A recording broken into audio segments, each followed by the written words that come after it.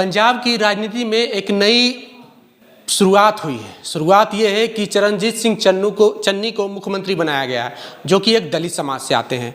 हमारे साथ इस मामले पर गहनता से बहुत विश्लेषण करेंगे सनी जी। सनी, आप जो पंजाब की राजनीति में एक नई चीज़ें देखने को मिली है, दलित मुख्यमंत्री बनाया गया है, इसे आप कैसे देखते हैं? कहा जा रहा है कि कांग्रेस का मास्टर स्ट्रोक है। देखिए, चरणजीत सिंह चन्नी के बारे में पहले आप जान लीजिए। चरणजीत सिंह चन्नी जो हैं वो 2007 में पहली बार विधायक बनते हैं। वहाँ का चमकौर विधानसभा है, वहाँ से निर्दलीय। इसमें इम्पोर्टेंट बात यह है कि वो निर्दलीय थे। बाद में जो है वो 2015 और 2016 में जो है विपक्ष के नेता भी रहे कांग्रेस में होते हुए। ठीक है, 2017 में जब अमरिंदर सिंह, यानी अभी जो कल इस्तीफा दिए हैं, वो मुख्यमंत्री बनते हैं, तो उसमें उनको मंत्री बनाया जाता है। तकनीकी शिक्षा एवं प्रशिक्षण मंत्रालय उनको पंजाब सरकार में दिया जाता है। लेकिन उसके साथ ही जो है उसी समय से कैप्टन अमरिंदर सिंह जैसे ही मुख्यमंत्री बनते हैं, उसके बाद ही से ही जो है लगातार उनकी विरोध होना भी शुरू हो जाता है। और जो मुखर तौर से जो विरोधी थे कैप्टन अमरिंदर के, खास करके उसमें चरणजीत सिंह चन्नी का नाम था, सुखविंदर सिंह रंधावा का नाम था, यहाँ नवजोत सिंह सिद्धू का खुलकर के नाम आ गया। लेकिन ये लोग भी थे जो कैप्टन अमरिंदर के विरोध में खड़े थे कि भाई, उनका कहना था, आपको बता दें कि पंजाब की राजनीति की बात करें तो पंजाब में 34% जो है वो दलित वोट है। ठीक है, और पंजाब में सुरक्षित सीट जो है वो 34 है। ठीक है, पिछले बार अगर कांग्रेस की बात करें तो 22 सीट पर कांग्रेस जीती थी, जो सुरक्षित सीट है। ठीक है, 9 पे आम आदमी पार्टी और 3 पे शिरोमणि अकाली दल। यानी कि एक तरह से देखा जाए तो 22 सीटें तो कांग्रेस को दलितों ने, वहाँ के दलितों ने दिया, लेकिन उस हिसाब से जो है कैबिनेट में जो जगह मिलना चाहिए था दलित समुदाय को, वो नहीं मिला। तो इसके लिए एक अंतर विरोध जो है वहाँ के अमरिंदर सिंह की सरकार में जो है वो चल रहा था। जिस तरह से पंजाब में कांग्रेस में अंतर विरोध यानी कि अंतर कलह चल रही थी, क्या उसको दबाने के लिए एक दलित मुख्यमंत्री का चेहरा प्रोजेक्ट किया गया, या फिर यहाँ पे सिद्धू भी थे, नवजोत सिंह सिद्धू भी मुख्यमंत्री के दावेदार थे, उनको नहीं बनाया गया मुख्यमंत्री? सीधे कैप्टन अमरिंदर ने कहा कि उनको मुख्यमंत्री बनाएंगे तो विरोध करेंगे। क्या कांग्रेस क्या रणनीति है दलित मुख्यमंत्री बनाने? नहीं, देखिए, कांग्रेस, अगर हम कांग्रेस की बात करें तो कांग्रेस का हम इसको मास्टर स्ट्रोक कह सकते हैं। आप पूछिएगा कैसे मास्टर स्ट्रोक कह सकते हैं? क्योंकि अगले साल चुनाव होने वाले हैं पंजाब के साथ साथ उत्तराखंड और उत्तर प्रदेश में भी। आपको पता है कि उत्तर प्रदेश में दलितों की आबादी क्या है? आपको पता है, अगर जनसंख्या वाइज देखा जाए तो सबसे ज़्यादा आबादी जो है वो पंजाब में है। ठीक है, उसके बाद जो है उत्तर प्रदेश, वहाँ बहुत बड़ी आबादी दलितों की। उत्तराखंड में हर तीसरा व्यक्ति जो है दलित है, 20% वहाँ दलित की आबादी है। तो एक तरह से कहा जाए तो दलितों के लिए जो है खास करके कांग्रेस का ये मास्टर स्ट्रोक इसलिए कहा जा रहा है क्योंकि वो अपने तरफ दलितों को ला सकते हैं। हो सकता है जो 22 सीटें थी पिछली बार कांग्रेस को पंजाब में मिली, उसको बढ़ करके वो 32 भी हो सकती हैं। ठीक है, तो इसका जो अनुमान लग रहा था, आप कहिएगा कि विपक्ष को इसका क्या नुकसान होने वाला है, तो हम कह रहे हैं कि विपक्ष को सीधा नुकसान होगा। क्यों नुकसान होगा? क्योंकि आपको पता है कि 2 महीने पहले जो है वो अकाली दल और बसपा का गठबंधन हुआ है पंजाब में। क्यों गठबंधन हुआ? इसलिए गठबंधन हुआ क्योंकि ध्यान में रखा गया कि पंजाब में 34% वोट जो है वो दलितों का है। तो बसपा दलितों की पार्टी मानी जाती है, बहुजन समाजवादी पार्टी उसका नाम है, और शिरोमणि अकाली दल उसके कंधे पर बैठ करके जो है मुख्यमंत्री बनना चाहते थे। तो एक तरह से धक्का लगा है, और अन्य पार्टियों को, खास करके आम आदमी पार्टी को भी लगा, क्योंकि आम आदमी पार्टी भी बात कर रही थी कि हम यहाँ जो है उप मुख्यमंत्री दलित देने जा रहे हैं।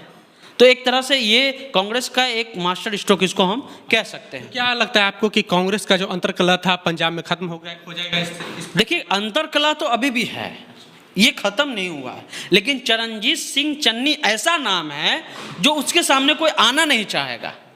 आपको पता है ना कि दलित, हमारे यहाँ जो मेन स्ट्रीम की आबादी है वो दलितों की है, तो कोई खुलकर अब नहीं बोलेगा। कोई ना नवजोत सिंह सिद्धू बोलेगा खुल करके, ना सुनील जाखड़ जी बोलेंगे।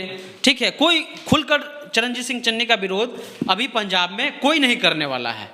क्या लगता है आने वाले कुछ दिनों में, कुछ महीनों में, अगले साल विधानसभा चुनाव है, बहुत सारे राज्यों में लगातार चुनाव ही है, क्या कांग्रेस की रणनीति ये है कि अब दलित वोट बैंक को अपने पाले में किया जाए, या फिर क्या इम्पैक्ट पड़ेगा इससे भारतीय राजनीति में?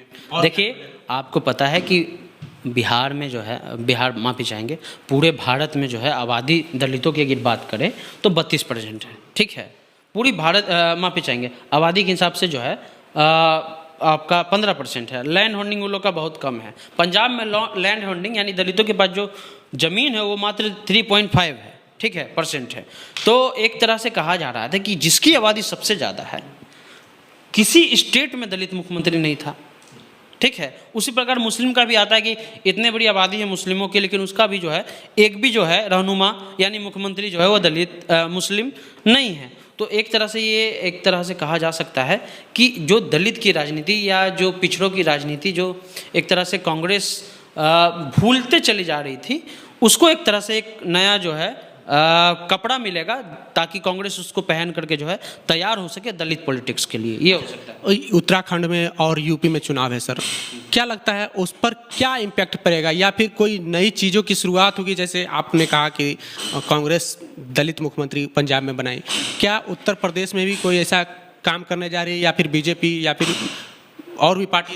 देखिए, चरणजीत सिंह चन्नी जो मुख्यमंत्री बने हैं वो ज़्यादा दिन तो रहेंगे नहीं, 4.5 महीना, उसके बाद इलेक्शन का नोटिफिकेशन आ जाएगा। लेकिन इम्पैक्ट देखिए, इम्पैक्ट कहाँ पड़ रहा है। इम्पैक्ट आपको हम ट्वीट दिखाना चाहते हैं। योगी आदित्यनाथ जी का ट्वीट आया है, जो उत्तर प्रदेश के मुख्यमंत्री है। उन्होंने धड़ाधड़ जो है कल से 60 ट्वीट कर चुके हैं दलित समाज को लेकर।